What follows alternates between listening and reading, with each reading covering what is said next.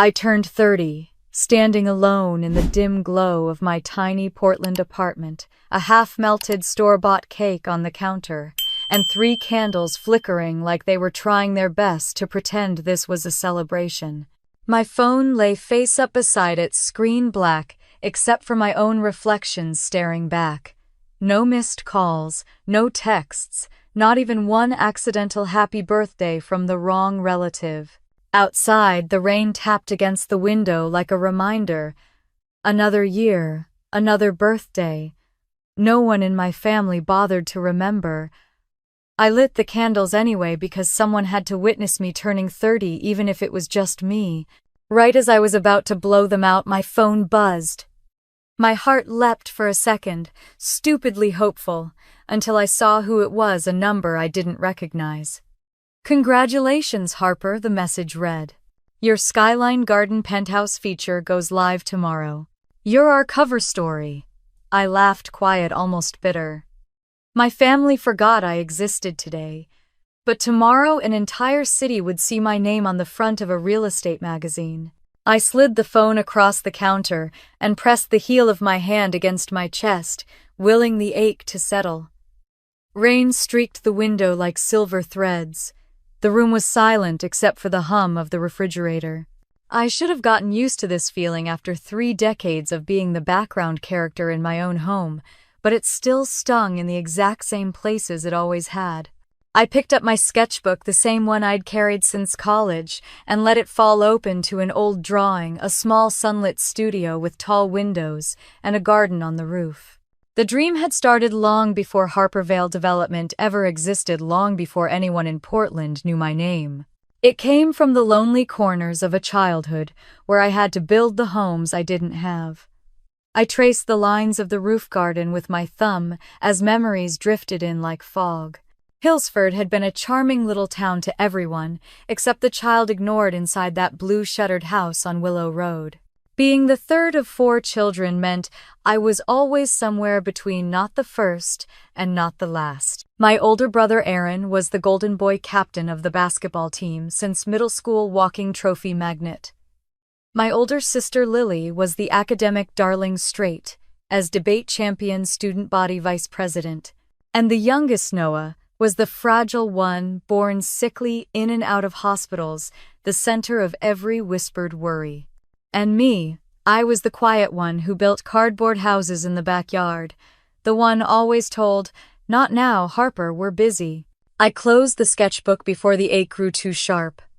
The cake on the counter looked embarrassingly hopeful, like I'd expected someone to cut it with me.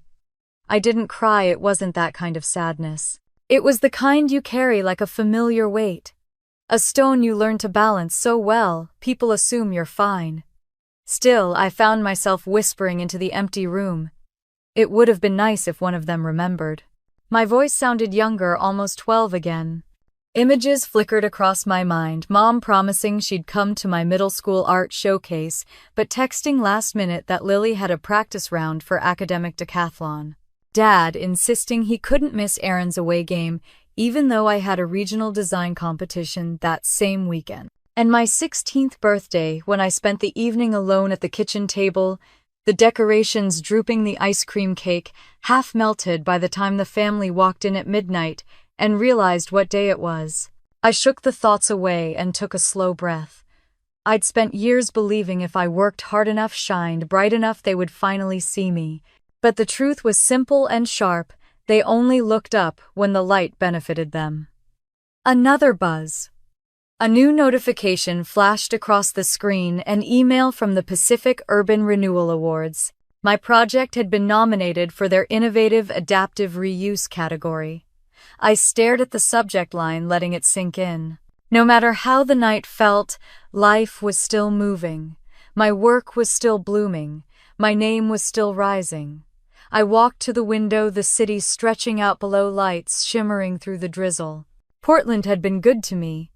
It was the first place that didn't ask who I was related to, but asked instead, "What can you build?" I pressed my palm against the glass, imagining the skyline I had helped shape. I wasn't the invisible girl from Hillsford anymore. I'd spent years learning fighting, climbing piece by piece, brick by reclaimed brick, and now everything I'd built was finally standing tall. My laptop chimed on the table behind me.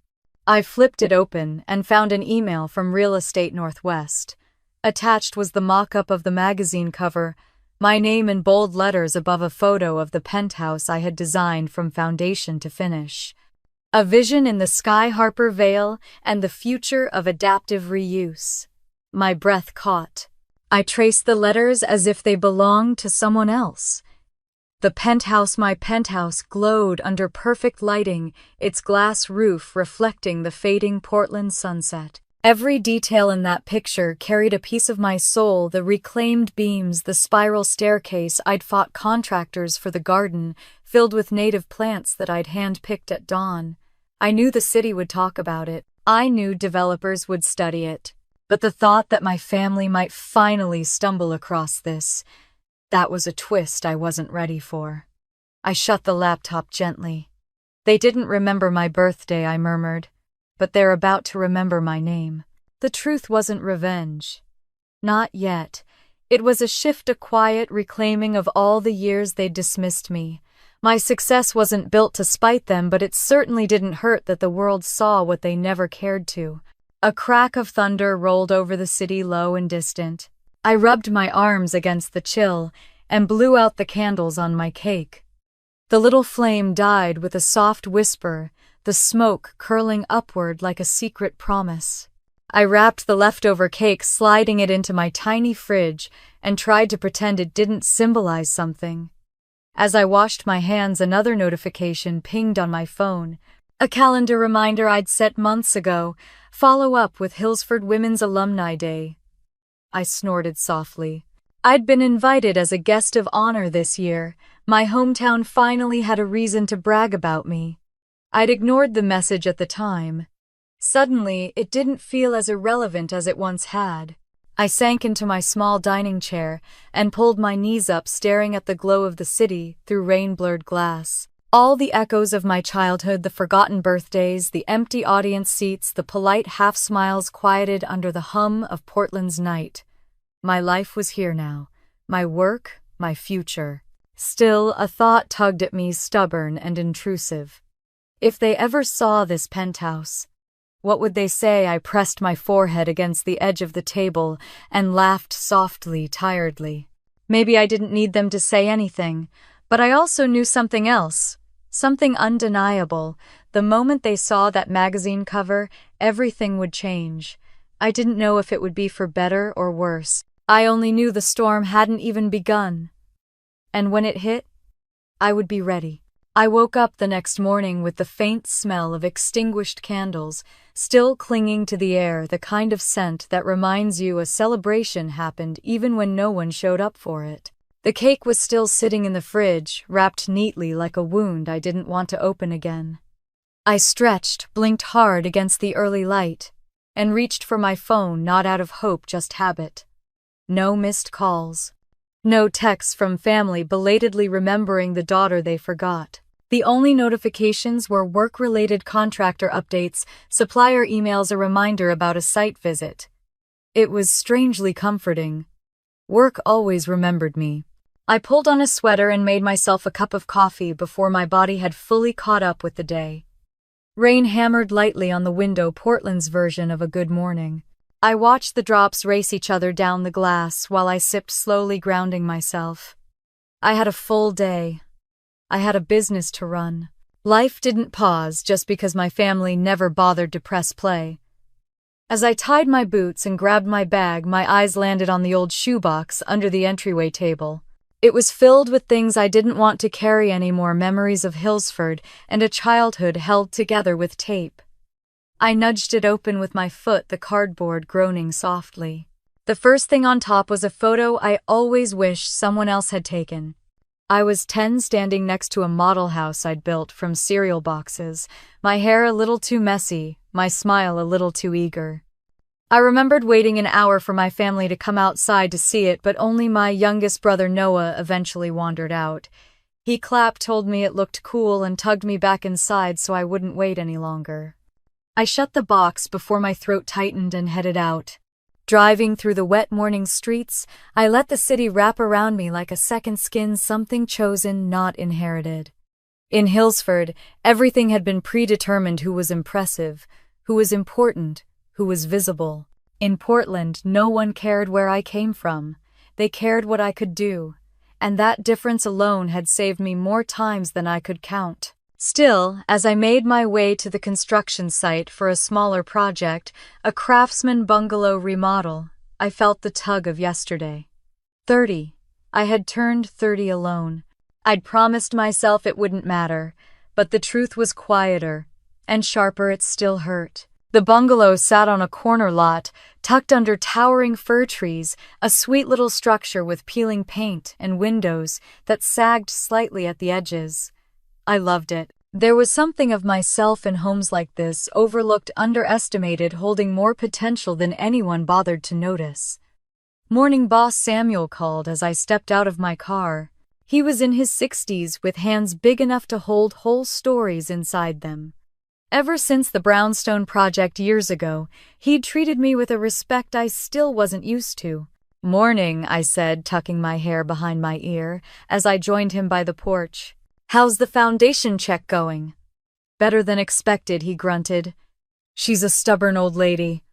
Holds herself together." I smiled faintly. "I can relate." He gave me a knowing look, the kind only someone who has lived decades longer can give. "You okay today? You look tired." I considered giving the safe answer, "Just busy," but something in his steady gaze chipped away at my guard. "Yesterday was my birthday," I admitted. His brows lifted. "No kidding. And you were here working." "It's fine," I said, shrugging. "My family forgot." Samuel let out a soft whistle, shaking his head. "People forget birthdays. Families shouldn't." I shrugged again, but my voice carried a little crack I didn't intend. "It's not the first time." He didn't pry. That's why I let him in. Instead, he gestured toward the house. "Come on, work helps." He was right. Work always helped. We walked the property, inspecting beams, taking notes on water damage, adjusting the plan for the renovation. My mind eased into the rhythm I knew best, assessing, calculating, envisioning. It was like entering a world where everything broken could be rebuilt with enough patience and skill. A world where I had control. Around noon, as I leaned against the porch railing reviewing measurements, my phone buzzed. I nearly ignored it, assuming another contractor update, but the preview message caught my eye. Hillsford Women's Alumni Day final reminder. I exhaled sharply. I had forgotten the email blast was scheduled for this week. When I first received the invitation, I deleted it immediately. Why would I go back to a place where I was a ghost, where my sisters were stars, and I was the filler space between? But now, after the magazine cover announcement, part of me wondered what would happen if I walked into that auditorium. Not for them, for me. "You should eat something," Samuel said behind me, startling me slightly. "You're zoning out." "Yeah." I closed the email, slipping my phone back into my pocket. Long night. As the afternoon sun fought through clouds, we wrapped up the inspection and I packed my tools. Samuel clapped my shoulder. "Don't let them get to you. Whoever they are." I gave him a half smile, trying not to. As I drove back across the bridges stretching over the Willamette River, the city sparkled beneath the lifting clouds. Even on gray days, Portland had a way of feeling alive, like it was rooting for me in ways my hometown never did. I rolled down the window, letting cold air rush in, clearing the fog of old memories. When I got home, I kicked off my boots, dropped my bag, and settled at my tiny dining table. The shoebox was still on the floor where I'd left it, like it had been waiting for me. I pulled it closer, let my fingers brush the lid, then slowly opened it again. If I was going to face the past, whether at Alumni Day or in the silence of my own apartment, I needed to stop being afraid of the pieces. A birthday card from when I was 13 sat near the top. The envelope was addressed to Harper, but the inside read, "Happy Birthday, Hannah." I remembered how Mom said, "Oh, it's just a mix-up, honey, you know I'm juggling too much." I had pretended not to care. I'd eaten cake with my siblings afterward, laughing too loudly to hide the hurt. I tucked the card away and found a brochure from a school art festival. My name was printed in the bottom corner of the page, though I had placed first in the design category. Lily's awards had filled the central section. Layout space is limited, Mom had told me. You understand, right? I had understood. I always understood. My phone vibrated again. For a split second, I thought ridiculously that maybe someone had remembered my birthday after all. But when I picked it up, it was an email from a developer in the Pearl District asking about my consulting availability. Another job opportunity. Another door opening. I leaned back in my chair, staring up at the ceiling. My life was moving forward, even if my family never had. I closed the shoebox gently and slid it back under the table. The memories inside weren't going anywhere, but neither was I. And for the first time in years, I felt something shift, a tiny but steady resolve rising in my chest. Maybe I couldn't change the past. Maybe I couldn't make my family see me. But I could choose how I carried all of it. I stood and walked to the window, watching the last traces of rain disappear across the skyline. My birthday had come and gone without a whisper from home. Yet somehow the silence felt less like abandonment and more like an ending. Or maybe a beginning. Tomorrow the magazine cover would drop. Tomorrow my name would be printed across the city. Tomorrow, whether anyone from Hillsford remembered me or not, the world would see exactly who I had become. And soon, very soon, so would they. I still remember the day I left Hillsford, like a bruise under the skin, faded, but easy to press and reopen. It was early, the kind of morning where the whole town still smelled like wet pavement and drifting pine. My acceptance letter to Portland State sat folded 3 times in the pocket of my jacket. I kept touching it like it might disappear if I didn't hold on. No one else in my house was awake. Or maybe they were and simply didn't care to come downstairs. Either way, the result was the same. I dragged my single suitcase across the front porch alone. The quiet was thicker than fog. I waited a whole minute staring at the door, hoping ridiculously that it would open, and someone would say, "Wait, Harper, let us drive you." But the knob never turned. The porch light flickered once as if waving me off, and that was it. I exhaled, slowly picked up my suitcase, and walked to the bus stop at the end of the block. The bus hissed as it pulled up, brakes whining, and an elderly woman stepped off. She gave me a curious look as I hauled my suitcase up the steps. "College?" she asked, her voice warm. I nodded. "Starting today?" Alone, I paused, then told the truth. "Yeah," she smiled sadly. "The ones who leave alone grow the strongest." Her words stuck with me longer than any encouragement I'd ever gotten at home. During the ride, Hillsford shrank into the distance. Its little shops, its blue-shuttered houses, its tidy lawns, all blurring into one long ribbon of you, weren't meant to shine here. I rested my forehead on the window and watched as the trees swallowed the last glimpse of the only town I'd ever known. My stomach twisted, not regret, but something like release. I didn't know then how much I would need that feeling, years later. Portland greeted me like a different planet, louder, messier, bigger. The air smelled like coffee and rain, the sidewalks buzzed with strangers who didn't look twice at me, and somehow that was comforting. I dragged my suitcase into my dorm room, sat on the bare mattress, and exhaled for the first time in 18 years. The next morning began the routine that would define the next 4 years: work, class, work, study, work again. I took the 5 a.m. shift at the campus coffee shop, learning to pull espresso shots before my brain even fully woke up. After class, I grabbed a sandwich and sprinted to my job at a vintage furniture store off Burnside, where the owner, a man named Clyde, called me kiddo and taught me the differences between oak and chestnut by running my fingers along the grain. At night, I tutored freshmen in business fundamentals, using whiteboards covered in equations I'd memorized out of necessity, not passion. My passion lived somewhere else, between the lines of my sketchbooks, in the angles of old buildings, in the way certain streets made light fall just right. When other girls pinned concert tickets to their dorm walls, I taped up sketches of buildings. I admired the steel-framed warehouses, the stone arches of Union Station, the narrow century-old apartments with crooked fire escapes, trailing down their backs. During my second semester, I met Professor Margot Lane. She was the first adult who ever looked at me like I wasn't accidentally in the room. "You understand structures intuitively," she said one afternoon, watching me adjust a 3D model of a community center design. "Where did you learn this?" "At home," I answered. "I built a lot of things." She tilted her head. "And did anyone notice?" I hesitated. "Not really." Professor Lane nodded like she already knew. She invited me to assist her research on urban revitalization, just small tasks, at first cataloging case studies, organizing design files.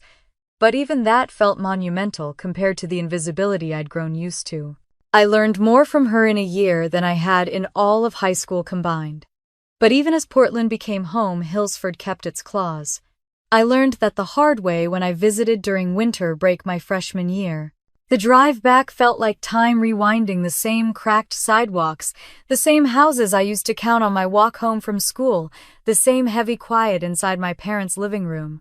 I'd brought my portfolio with me, my best sketches, my models, the concept designs Professor Lane said were graduate-level thinking. I placed the folder neatly on the arm of the couch waiting, but my family was busy. Dad fussed over Aaron's new varsity schedule. Mom baked cookies for Lily's academic team. Noah tried to sit with me, but he got dragged to the kitchen for medicine. By evening, someone had tossed a coat over my portfolio, not even opened it. I stared at the folder for 10 whole minutes, my throat tightening with each second. Later that night, as the whole house slept, I took the portfolio and carried it back upstairs quietly, like it was something to be ashamed of. My heart hurt in a slow, familiar way, not sharp, just heavy, a weight I knew too well. The next morning, before anyone woke up, I packed my bag and left a note on the kitchen counter, heading back to campus early. "See you later." No one called. No one noticed I'd left. Back in Portland, everything felt brighter, louder, alive. My tiny dorm room felt like freedom, not loneliness. I poured myself into work, into learning every inch of city, planning, into reading blueprints until the lines blurred. I spent weekends wandering downtown, taking pictures of old brick facades, rusted fire escapes, and forgotten buildings begging to be reborn. One night during my second year, while sitting in the library at midnight, surrounded by coffee cups and draft sketches, a group of architecture seniors peeked at my screen. "Whoa," one of them murmured. "You designed that?" I nodded, embarrassed. "You should enter this in the regional competition," another said. "Seriously, this is incredible." Their praise hit me with startling force. I hadn't expected to be seen at all. When they walked away, I stared at my drawings, suddenly aware that maybe for once I wasn't the invisible one in the room. That night I made myself a promise. Not the childish dream of making them proud, not anymore. Something sharper. Something rooted in survival. I will become someone impossible to overlook. It wasn't revenge. It wasn't spite. It was a vow to the girl who stood alone on that porch step in Hillsford, suitcase in hand, hoping someone would call her back. By junior year, I was chosen as a teaching assistant, a role almost never given to non-seniors. Professor Lane handed me the key to the studio lab with a quiet smile. "You earned this, Harper." I held the key in my palm long after she walked away, staring at it like a symbol. I wasn't the child waiting for a chance anymore. I was creating my own. A month later, my life shifted again. Professor Lane gave me a worn book about adaptive reuse, its edges, frayed pages marked with notes from decades earlier. A small bookmark stuck out near the end. She tapped it with her finger. "Study this project," she said. "The Havenwood District. It failed 30 years ago. But with the right vision, someone strong enough could revive it." I slipped the book into my bag that day, without knowing that bookmark would lead me directly to the building that would change everything. Sometimes the universe leaves clues long before you understand them. And sometimes the first step toward a future you don't yet see is simply walking away from the past that never saw you. I first saw it on a rainy Saturday in early spring, the sky a flat sheet of gray pressing low over the city. I had been running errands for Evelyn. Her grocery list was always precise, meticulous, and somehow still charming, and took a wrong turn off Hawthorne. The street I ended up on was quiet, in a way Portland rarely is. No cars, no dogs, no cyclists weaving by. Just the whisper of rain and the sagging silhouette of something forgotten. The house sat at the end of the block like it had been waiting for someone to notice it. A Victorian with faded paint the color of wilted lavender, a sagging porch, and windows sealed shut with plywood. The roof dipped dangerously on one side, and the ornamental cornices looked like they were holding on by stubbornness alone. It wasn't beautiful, not in the way people meant. It was tired, abandoned, and almost embarrassed to still be standing. But I felt something pull in my chest the moment I saw it. I parked the car without thinking. The rain tapped harder as I approached, soaking the cuffs of my jeans. The overgrown yard brushed against my legs. Up close, the details came alive. The delicate trim carved around the windows, the faint outline of what had once been stained glass, the intricate railing that someone had painstakingly fashioned a century ago. A house like this had a soul. It was impossible not to feel it. I walked around the perimeter slowly, as if I were intruding on someone's memory. The backyard was clogged with fallen branches and an old metal bench half swallowed by ivy. The chimney leaned slightly, bricks shifting like loose teeth. Still, the bones were good, strong. And I knew good bones when I saw them. A gust of wind rattled a loose shutter, making me jump. It clapped against the siding twice, then settled. The sound snapped me back to reality. I was standing in the rain, examining a house I had no reason to be near, and no money to even think about. But the thought wouldn't go away. This could be something. I drove straight home, groceries still in the back seat. I dropped everything on the counter and grabbed my laptop, fingers shaking with adrenaline. I typed the address into the county records, breath-catching when the listing appeared: bank-owned. Vacant for 3 years. Assessed value far below what it should have been. The tax history was a mess: delinquent, deferred, penalized, accumulating dust in someone's ignored file. It was perfect. That night I didn't sleep.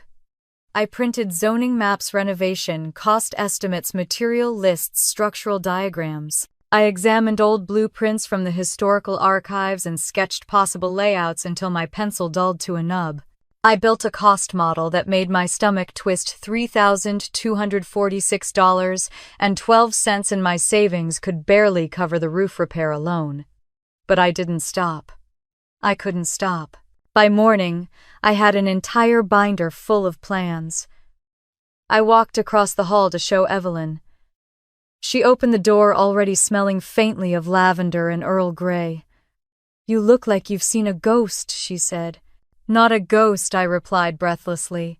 "A house." She raised her eyebrows. "Well, come inside before you let all the heat out."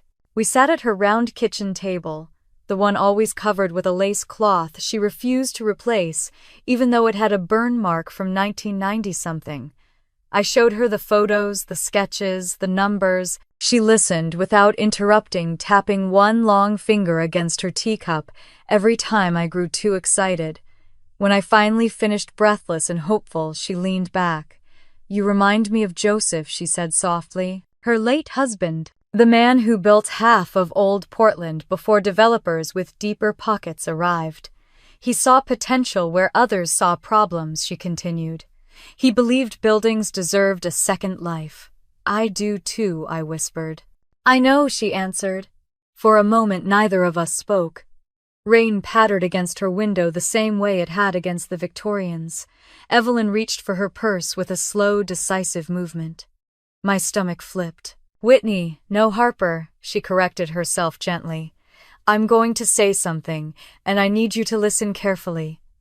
I straightened. "I've been watching you since you moved in. How you work, how you think, how you help others with no expectation in return. You see buildings like Joseph did. You see the story inside them. She took a deep breath. I want to invest. I blinked. What not give, she clarified. Invest. A proper agreement. A partnership. $150,000. The room tilted. My lungs forgot how to work. I can't, Evelyn, that's hush, she interrupted. Let me finish. I've had that money sitting in a fund that's done nothing but grow cobwebs of boredom. I want it to matter, and I want you to use it to make that house matter. My mouth opened, but no words came out. Evelyn slid a stack of papers toward me, clean, crisp, prepared. She had been thinking about this longer than I realized. Joseph always told me, she said, eyes softening. If you want to understand someone's character, give them an opportunity. See what they do with it. I swallowed hard. Why me? Her smile was small but certain. Because you're the only one who walks up 4 flights of steps every time the elevator breaks without a single complaint. Because you carry more grit than people twice your age. Because you didn't just see a falling apart house yesterday, you saw its future. My throat tightened. I pressed my fingers against my forehead, overwhelmed. I'll pay you back, I said finally. With interest. I know you will. 2 days later, after signing the partnership documents with trembling hands, I walked into the bank with Evelyn at my side. The Victorian was mine, not because of luck, not because someone handed me anything freely, but because someone finally believed in me the way I'd believed in buildings for years. When I pushed open the creaking front door of that house for the first time, dust floated up like ancient breath. The air smelled of old wood and cold earth, the kind of scent that settles in the bones. Sunlight snuck through cracks in the boards, striping the floors with pale gold. I whispered, I'm going to take care of you. And for the first time in as long as I could remember, something whispered back, not in words, but in the soft settling of old timbers, the faint hum of possibility, the quiet gratitude of a place finally seen. The house greeted me each morning with the same smell of sawdust, cold air, and old secrets. I spent the first week walking its hallways with a notebook in hand, tracing every beam and every crack, learning its language. The floors groaned under my feet like they were waking up after a long sleep. The wallpaper peeled in curling ribbons, revealing faded plaster beneath. The staircase sagged so heavily on the left side that Samuel shook his head the first time he saw it. You sure this place wants to be saved? He asked, leaning on the banister with skeptical affection. I'm sure I said, though, my voice trembled with responsibility. He studied me for a long moment before nodding once. Then let's save her. The next months became a blur of early mornings and late nights. I woke before sunrise, packed a thermos of coffee, and drove across town to unlock the front door of the Victorian before the crew arrived. The lock always stuck on the first turn, and I learned to jiggle it twice, then lift the handle just slightly as the metal clicked open. Every detail mattered in a house this old. We started with demolition, pulling down the rotting walls piece by stubborn piece. I wore gloves so thick I could barely grip the tools, and still the splinters found me. Dust clung to my skin, my hair, my clothes. At night I would shower and watch the water run gray at my feet. But I loved it. Even the aches felt like proof I was building something real. One evening, as I knelt under a window scraping away layers of paint, Samuel cleared his throat beside me. You ever done this before? He asked, though he already knew the answer. No, I admitted. Not like this, he chuckled. I figured. Your enthusiasm is too unbroken. I prefer that over jaded, he smirked. Give it time. But after a few weeks something shifted. The house began giving back. Beneath grime and decay, we uncovered original hardwood floors with grain patterns that curled like fingerprints. In a closet, I found an old stained glass window wrapped in 3 layers of newspaper from the 1930s. When sunlight hit it, the colors burst across the room like a secret message from the past. I cleaned it gently and hung it temporarily in the kitchen window. Every morning afterward, I stood in its glow while drinking my coffee. One Saturday, I found myself alone at the house after the crew left early. The winter light was fading, turning everything a soft blue. My hands ached, my shoulders were tight, and I wanted deeply to call someone and tell them about the progress. To say, "Look what I did today," and hear pride in return. But I had no one to call, at least no one who would understand. I took a deep breath and kept working. The real test started when the contractors hit the foundation issues. The front left corner had sunk almost 2 inches over the decades. Fixing it required lifting the entire house with hydraulic jacks. It was terrifying watching something so fragile rise and crackle like an old ship being pushed against the tide. The day we lifted it, Samuel stood right beside me. "If anything creaks too loud," he muttered, "run." It was a joke, mostly. When the jack turned and the frame groaned long, low trembling, I felt my heart drop. But the house held. Somehow, impossibly, it held.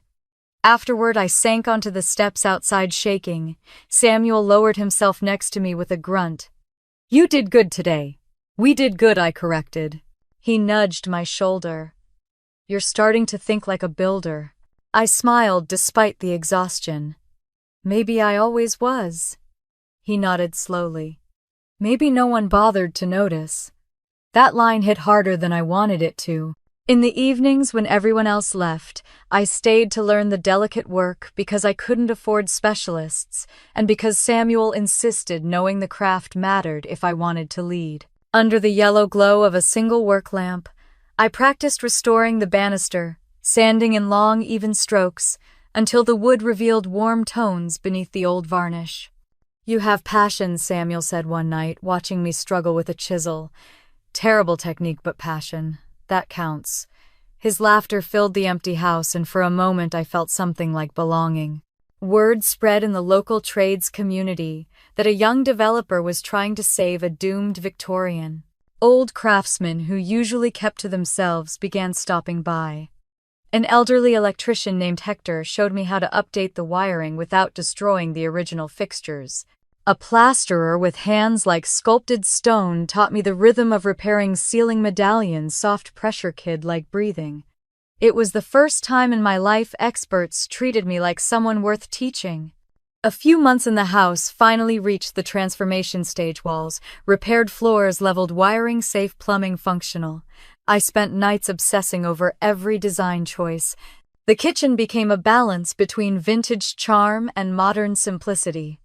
The primary bedroom received restored trim and a new bay window seat. The attic, once full of dust and raccoon footprints, turned into a tiny art studio flooded with natural light. Every decision was guided by one question: what would this house have wanted to be if it hadn't been forgotten? Then came the doubt. One afternoon, while reviewing invoices, I realized our budget had nearly evaporated. I had underestimated costs in 5 different categories, and even with Evelyn's investment, we were dangerously close to shortfall. Fear punched me in the stomach. I called Evelyn, hands shaking. "We're running low." Her voice remained calm. "Is the project still worth finishing?" "Yes," I said, without hesitation. "Absolutely." "Then finish it," she replied. "And next time you'll budget better." Her confidence steadied me more than I expected. The final weeks felt like a sprint on unsteady ground. I patched walls myself, installed fixtures, stained cabinets, learned to tile backsplashes through video tutorials at midnight. My hands were blistered, my back ached, my lungs tasted like sawdust. But the house blossomed under the effort. And then, as if the universe decided I'd earned a break, everything aligned. An office of small law partners touring properties stumbled onto our listing. They walked through the Victorian in silent awe, their suits crisp against the warm, restored wood. This one of them said, "Has soul." 3 weeks later, they made an offer with a 40% return on Evelyn's investment. When the papers were finalized, I sat in my car, gripping the check, my breath unsteady. Tears slipped down before I could stop them, not because of the money, but because of everything it represented. Recognition, validation, a future. I went straight to my job at Blake & Associates and handed in my resignation. Gary blinked at me like I'd grown a second head. "You're doing what now?" he scoffed. "Starting your own firm with one project." "It's a start," I told him. "It's reckless," he replied. But he wasn't worth another second of my time. I walked out and didn't look back. Harper Vale Development was born the next morning on the floor of my tiny apartment with nothing but my laptop, a business license, and the smell of freshly printed contracts. The Victorian had been my first real home. Not because I lived in it, but because it taught me who I could become. The email came in at 6:42 in the morning, right as I was pouring coffee into the only mug in my apartment that didn't have a paint stain on it. Offer accepted, the subject line read. The law partners had signed. The Victorian was officially sold.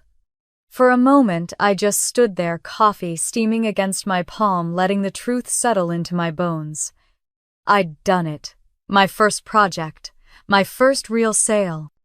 My first step into the world I had dreamed of since I was old enough to draw windows on cardboard.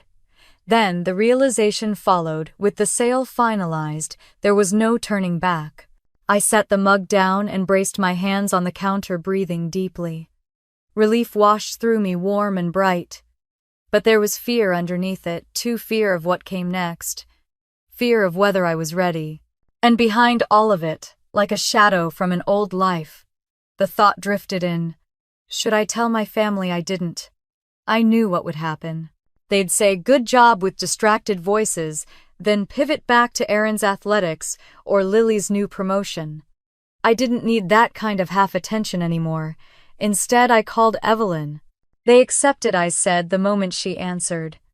I knew they would. I could hear her smile through the phone. "So what's next, Harper?" For the first time in my life, the answer was entirely mine to decide. I spent the morning building a digital portfolio, organizing before and after photos, process, shots, structural notes, and a short write-up about the philosophy behind the restoration, honoring what buildings once were while giving them new life. When I clicked upload on my website, the screen glowed with my own name at the top, Harper Vale Development. It looked surreal. It looked tiny. It looked like a beginning. Around noon, I drove across town to the small industrial loft I sometimes used as a workspace. I spread every document I owned across a long table, blueprints, invoices, concept sketches, the business plan I had been shaping for months. It wasn't much, but it was enough. It had to be. I had barely gotten through my first round of project applications when my phone buzzed. "Is this Miss Vale?" a clipped voice asked. "Yes, this is Rowan from Portland Heritage Magazine. We saw your brownstone project circulating online. Would you be open to an interview?" I blinked at the wall. "You want to interview me?" "Yes. Your approach to adaptive reuse is uncommon for developers your age." My heart thudded. I said yes before fear could stop me. An hour later, she was in my workspace, camera in hand, taking pictures of my sketches while asking me what drew me to historical properties. "They deserve a chance," I said simply. "Someone built them with care. I'm just helping them breathe again." When she left, I sat on the floor among my drawings, stunned. It was the first time anyone outside of my circle had cared about my ideas, and the recognition stung in the same place where my family's silence lived. By late afternoon, I forced myself back into work mode. If Harper Vale Development was going to survive, I needed clients. I needed projects. I needed something, anything to prove the Victorian hadn't been a fluke. That something came in the form of a creaky craftsman bungalow in the Mount Tabor district. The owners were reluctant but curious, unsure if they wanted to renovate or sell. "You seem young," the wife said when we met. "How many houses have you done?" I said honestly. "But I can show you what I did with it." I opened my laptop and showed her the portfolio. She scrolled in silence until she reached the living room. Transformation, sunlight pouring through newly restored windows, hardwood floors shining like honey. Her expression softened. "You saved it." "Yes," I said quietly. "I did. They hired me on the spot." Over the next few weeks, the bungalow consumed me the same way the Victorian had. I crawled under decks, sketched new layouts, until my wrist cramped, negotiated with contractors, argued with zoning inspectors, and learned more about water damage than I ever cared to know. I made mistakes, costly ones. One contractor overpromised and underdelivered, leaving a portion of the roof exposed during a rainstorm that set the project back 2 weeks and cost me thousands I didn't have. The night I found the ruined insulation, I sat in my car and stared at the steering wheel until my vision blurred. I considered calling home just to hear a familiar voice. But I knew exactly what I'd hear. That's what happens when you take on too much. Why don't you get a stable job? So instead, I called Samuel. You awake? I asked. Just barely, he said. What's wrong? When I told him, he sighed and said, I'll be there at 7. Bring coffee. We'll fix it. We did. We always did. By the time the bungalow was complete, the owners hugged me with tears in their eyes. You brought it back to life, the husband whispered. Hearing those words felt deeper than pride. It felt like healing. With 2 successful projects under my belt, inquiries started to trickle in. A gallery owner wanted help converting an old laundry facility. A retired couple asked me to evaluate their duplex. A photographer wanted a studio with character and history. It was all small scale, but it was steady. My portfolio grew. My confidence grew with it. But my bank account didn't. I was treading water barely. Invoices came late. Suppliers demanded deposits I couldn't always provide. There were nights I lay awake, staring at the ceiling, wondering if I had made the biggest mistake of my life by quitting Blake and Associates. Then one afternoon, while packing up tools at a job site, a man approached me, sharp suit, sharp eyes, hands tucked into his pockets, like he had a skyscraper hidden somewhere.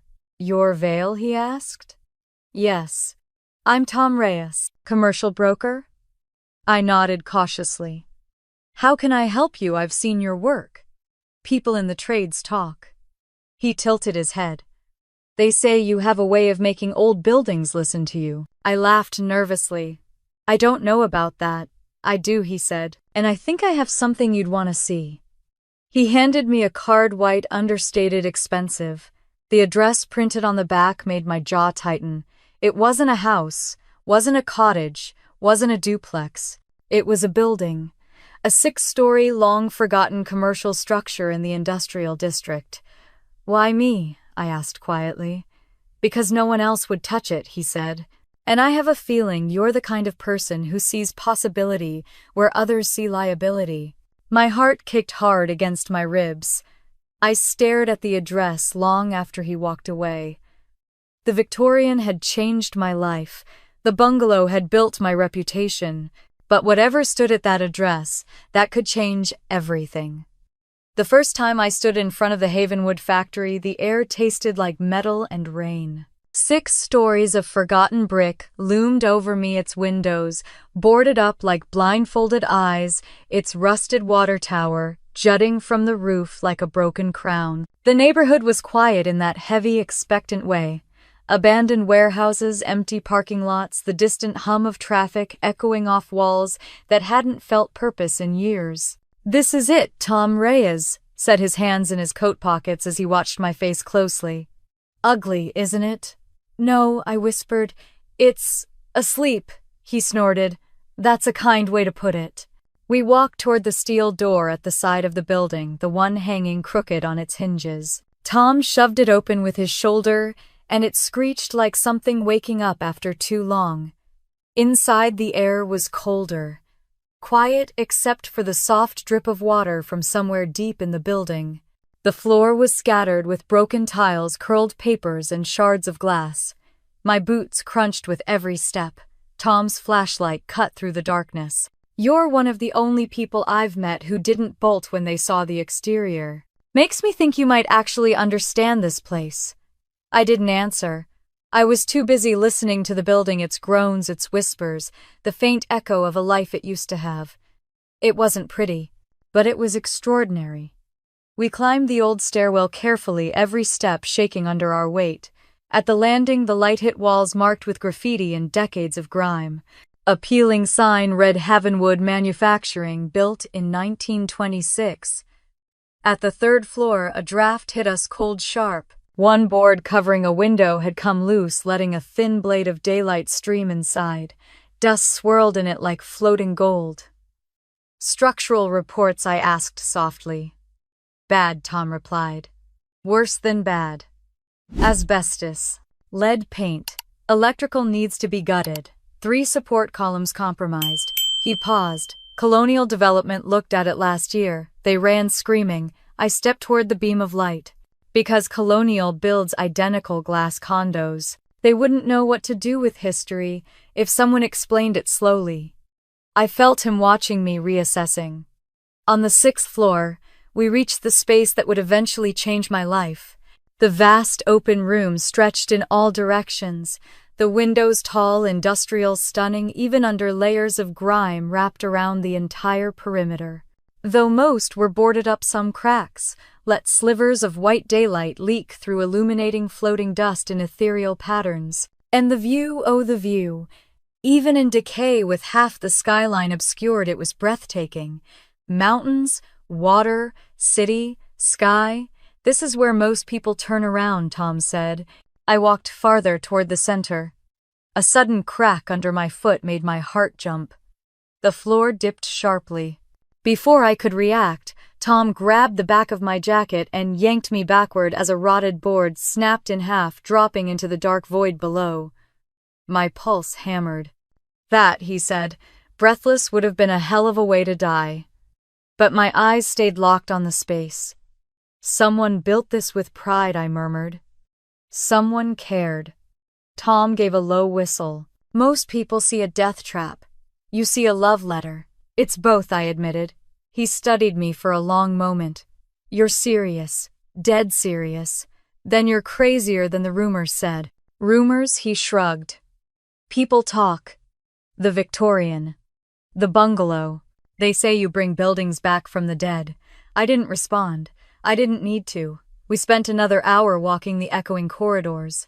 Every room told a story: cracked window frames, tiles hand-placed nearly a century ago, graffiti from teenagers who had snuck inside, ceiling beams that creaked like warnings. When we finally stepped back outside, I felt the cold wind hit my face like a slap.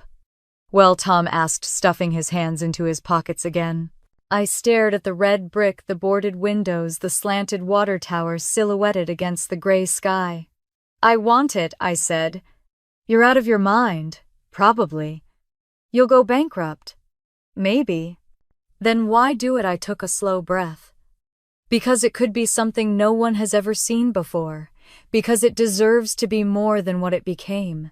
Because I know how to make it breathe again." For a long moment, Tom said nothing. Then he exhaled, resigned and amazed. "You're really going to try?"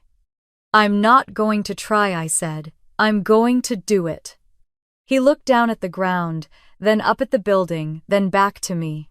"Well, if you're going to risk everything you own, your money, your company, your sanity, you might as well see what you're up against." He opened his briefcase and handed me a thick folder. Inspection reports, environmental tests, historical records. "Make sure you actually read this before you sign your future away." I took it, feeling the weight of possibility in my hands. That night I didn't sleep. My apartment floor was covered in documents, blueprints, hazard assessments, cost projections. I ran numbers until my eyes blurred. The mortgage alone would eat every cent I had. The remediation would take months. The structural fixes, if even possible, would cost more than any project I'd ever touched. Every reasonable part of me said no. But the part of me that had once stood alone on a porch at 18, clutching an acceptance letter no one cared about, that part said yes. In the morning, I made a list of banks. I started calling. Every one of them said no. Too risky, too large scale, too inexperienced, too unstable. I hung up after each call with a knot in my stomach. I could hear my father's voice in the back of my mind, dismissive as ever. "That's what you get for chasing pipe dreams, Harper." But I would not be that girl anymore. I took a break only when my phone buzzed with a short message from Margot Hurd. A rumor you found something interesting. Come by the studio. I drove across town in silence. When I entered the old studio, she was standing at the drafting table, glasses perched on her nose. You look like someone who's wrestling a dragon, she said. It feels bigger than a dragon. She nodded toward the folder. Show me. I spread out the documents, my hands trembling just slightly. As she read through them, her expression shifted: concern, curiosity, astonishment. Then she looked at me. You want to take this on? Yes. It will nearly kill you. I know. It will cost more than you have. I know. It will be the defining project of your life. I swallowed. I know. Margot breathed out slowly. Then I'll introduce you to two people. Investors. Small scale. Smart. They believe in sustainability, and they believe in underdogs. Her voice softened. They remind me of you. My eyes burned unexpectedly. I won't let you down, I whispered. She shook her head gently. No, Harper. You won't let yourself down. That night, after meeting the investors and answering the toughest questions I'd ever faced, I walked out into the cold air, with a promise: conditional funding, limited but real. Enough to consider making an offer. Enough to make the impossible feel possible. 3 days later, I stood before the Havenwood factory again. The sky was brighter this time. The bricks looked less tired. Or maybe I did. I took the purchase agreement from my folder, my hand steady, my breath, long and low, and I signed my name. As the pen left the paper, a rush of terror and exhilaration shot through me. I had done it. I had just bought a 6-story beast no one else wanted. But I knew what no one else did. If I could bring Havenwood back to life, I wouldn't just build a landmark. I would build the kind of future my family never believed I could have. And for the first time in years, that thought didn't scare me. It fueled me. The warning came on a Tuesday morning, just as the sun was cutting a thin line of gold across the concrete floor. I was reviewing the overnight remediation report when the site engineer, Marcus, jogged across the 6th-floor landing, his hard hat crooked and his face pale. Harper, he said, breathless, you need to come downstairs. Now. My stomach tightened. He didn't sound worried, he sounded afraid. We took the stairs down to the 3rd floor, where half the crew stood gathered around a column wrapped in temporary supports. The air felt different here, thicker, heavier, like the building itself was holding its breath. Marcus pointed at the steel gauge clipped to the concrete. It shifted again. 1.2 inches since last night. My heart dropped. 1 inch was dangerous. 1.2 was catastrophic. What's the risk, I asked, though I already knew. If this column fails, he said quietly, it could take out the entire east side. Floors 3 through 5 might go with it. A cold wave rolled through me. Havenwood wasn't just a project. It was everything. My savings, my future, my company, my reputation, my sanity. Everything I had clawed together since the day I stepped off that bus at 18. I pressed a hand against the column.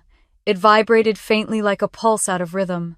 Okay, I whispered. What are our options? Marcus exchanged a look with the crew lead. Emergency shoring steel supports. $60,000. Minimum. $60,000. Money I didn't have. Money that didn't exist in my contingency budget. I swallowed hard. We'll figure it out. So, we proceed, he asked. We proceed, I said, forcing the words out before fear could swallow them. But the house of cards I had built around Havenwood was already trembling. By noon, the situation had escalated. A city inspector word travels fast when buildings threatened to collapse showed up unannounced. He was tall, sharp-eyed, clipboard in hand, wearing the expression of someone preparing to shut a site down. You're the developer? He asked, looking me up and down as though trying to reconcile my age with the scale of the disaster. Yes, I answered. He gestured toward the structural reports. This building is unsafe. Honestly, I'm considering issuing a temporary halt. The room spun. A stop work order could kill everything. Investors would run. Loans would vanish. Contractors would walk. Havenwood would rot into memory. I forced myself to breathe. Give me 3 days, I said. Let me produce a full correction plan. Engineering, funding timelines, everything. 3 days, his eyebrows shot up. You realize how far gone this place is? Yes, I said. But I also know what it can become. Something flickered in his eyes, doubt, maybe curiosity. After a long pause, he exhaled. You have 72 hours. The moment he left, my knees nearly buckled with relief. 72 hours. 72 hours to save the biggest project of my life. The next 3 days blurred into one long stretch of panic coffee, cold air, and the metallic taste of fear. I slept on site, curled on a cot inside what would eventually become the building's mechanical room. I reviewed every blueprint, every load diagram, every structural study from 1926 onward. Marcus and I huddled over sketches at 2 a.m, tracing reinforcement plans with shaking hands. This might work, he mumbled. It has to, I whispered. But at the 48-hour mark, another wave of bad news hit. The roof. The entire west section was rotting faster than the initial assessment showed. If Portland's forecasted storm hit before we could brace it, water could seep through all 6 floors. The wood trusses were soft, the steel corroded, and the insulation practically melting. Marcus pulled me aside. We don't have enough crew to shore the column and patch the roof. What are you saying? We need a miracle? For a moment I thought I might actually cry. But the tears stayed lodged behind the stubborn part of my chest where desperation lived. I'll pull a second crew, I said. With what money, I'll find it. He looked at me with something like pity. You're going to break yourself. I don't break, I said. I build. But inside something cracked. That evening, while the sky darkened and the wind picked up, I stood on the scaffolding along the 6th floor exterior, watching the clouds swallow the sun. My muscles throbbed, my head pounded. I'd had 2 hours of sleep in the last 48. You should sit, Samuel called from below. He had driven across town after hearing the situation from a former colleague. His face was etched with worry. I'm fine, I called back. You're shaking, he said. I looked down at my hands. He was right. But Havenwood was shaking too, literally and figuratively, and I couldn't afford to stop. At midnight, the storm arrived. Rain pounded the construction tarps, rattling the rigging, sending cold water down the back of my jacket. The crew scrambled to secure the beams, shouting over the wind. A loose tarp snapped violently, nearly pulling a worker off balance. Harper Marcus shouted, "Get inside!" But I stayed where I was until the last beam was stabilized. By dawn, I had a fever brewing behind my eyes. By noon, I had a full plan, drafted reinforcement cost, breakdowns, timelines, environmental assurances, and a structural innovation. Most developers would never think to attempt exposing the compromised columns instead of hiding them, turning the weakest part of the building into a defining visual feature. It's bold, Marcus said, and risky. But it honors the building, I said. He gave a slow nod. You're something else, Harper. When the inspector returned on the 3rd day, my hands trembled as I passed him the folder. He read in silence while I stood perfectly still, heart pounding. He looked at the structural sketches first, then the load calculations, then the timeline, then the photos of emergency roof bracing done in the pitch-black storm. Finally, he closed the folder. This, he said slowly, is ambitious. I held my breath. And it might actually work. My knees went weak with relief. You'll get your continuation permit, he said, signing the document. But I want weekly reports. Directly from you. Absolutely, I breathed. He paused before leaving. Most people would have walked away. Smart people, even. Maybe I'm not smart, I said, exhausted. He shook his head. No. You're just the kind of stubborn that saves buildings. When he left, I leaned against the wall, feeling Havenwood's heartbeat steady just slightly beneath my palm. Later that evening, as the sun set in a smear of orange over the river, I stood on the 6th floor landing and let my head fall back. The worst wasn't over, but the building wasn't doomed, not yet. As I headed down the stairs, my phone buzzed. I expected a contractor update. Instead, it was my mother. A single message. "Are you coming home this summer? Your sister needs help with something." Of course she did. No mention of Havenwood. No question about whether I was alive or well. No acknowledgement of the storm I'd just survived. Just another request. I stared at the message as the metal railing cooled my hand. For the first time in my life, my heart didn't sink. I felt nothing. I slipped my phone into my pocket, walked back into the echoing dark of the building, and whispered to Havenwood. "We're not done. Not even close." I didn't realize how exhausted I was until I woke up sitting upright at my drafting table, cheek pressed against a stack of blueprints. My neck ached, my back throbbed, and my laptop battery had died sometime during the night. Outside the studio window, the first light of morning washed the sky in a soft gray, the kind that meant the city was still waking up. I rubbed my eyes and forced myself to stand. There was no time to dwell on how I felt. The next phase of Havenwood depended on tight coordination between contractors, engineers, and artisans. Every hour mattered. Every mistake would cost money I didn't have. When I arrived at the site, the crew was already hard at work, the clang of metal echoing through the empty floors. Scaffolding lined the east wall now, and temporary steel bracing had transformed the interior into a maze of beams and supports. It looked less like a building, and more like the skeleton of some massive creature being held together by willpower alone. "Morning, Boss," Marcus called from across the landing. "Morning," I said, my voice hoarse. "We've stabilized the worst 2 columns. The third one still concerns me, but we'll reinforce it today." "Good. What about the roofing materials delivered?" He pointed to a stack of sealed bundles. "Weatherproofing starts this afternoon." The air outside the windows was crisp, carrying the faint scent of pine from the hills beyond the river. The view alone was worth every hour of lost sleep. That view would eventually become the crown jewel of the penthouse. We walked floor to floor, reviewing progress. In the third-floor corridor, the electrician Hector waved me over. "Your antique fixtures are going to be a nightmare," he said, stroking his graying beard. "But a beautiful nightmare. Can they be salvaged, most of them? A few are too far gone. But those big industrial sconces, they'll shine again." His grin warmed something inside me. Craftsmen didn't smile easily. Not genuinely. By noon, the building felt alive. Not fully awake, just stirring.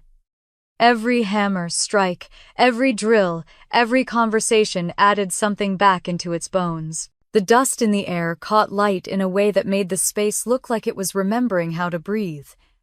When I stepped onto the roof, a gust of wind whipped my hair back. The sky stretched wide, mountain peaks cutting the horizon. I walked to the southeast corner, the spot I had quietly designated as the heart of the future penthouse garden. This roof could become a sanctuary. I could see it clearly, native plants lining the edges, a reclaimed wood walkway, a water reclamation feature that would take Portland's constant rain and turn it into something giving instead of destructive. "Planning your garden already?" a voice called from behind me. I turned to find Tom Reyes leaning against